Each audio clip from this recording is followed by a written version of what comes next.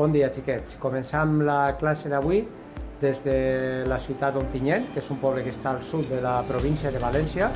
És el cap de comarca de la comarca de la Vall d'Albaida. És un poble que la seva història ja començam a tenir indicis des de l'època del bronze. També tenim testimonis de l'ocupació romana i tenim menys testimonis de l'època andalusí, de la presència de l'islam, però també l'islam va ser present aquí i va haver personatges històrics significatius dins de la cultura i el món islàmic. Així que ara anem a fer una volteta i després fem l'explicació de l'origen de l'islam, de la seva cultura, la seva religió i la seva expansió per tot el món i especialment per la península ibèrica, el que ells van anomenar Al-Àndalus. En aquesta primera part del tema, estudiant la civilització islàmica des de la perspectiva del seu origen i expansió i també en quant a tot el que va ser l'islam medieval. De l'origen podem dir que és la nova religió predicada per Mahoma amb un llibre sagrat que és l'Alcorà. En quant als principis, dic que hi ha 5 grans principis: la fe en Allah, predicar 5 vegades al dia, dejuni, almoina, peregrinació a la Meca.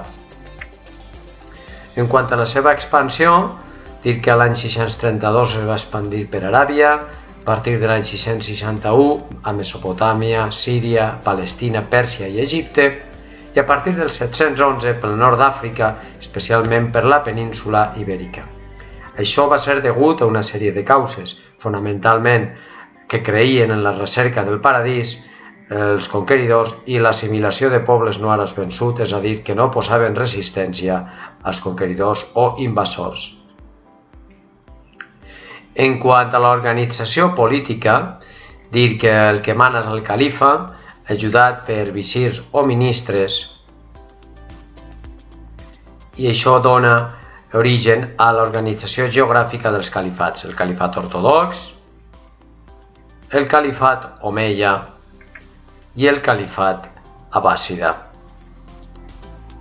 En quant a la seva economia, dir que l'economia està basada en la ciutat com a estructura irregular de carrers estrets i amb un centre comercial anomenat mercat o soc.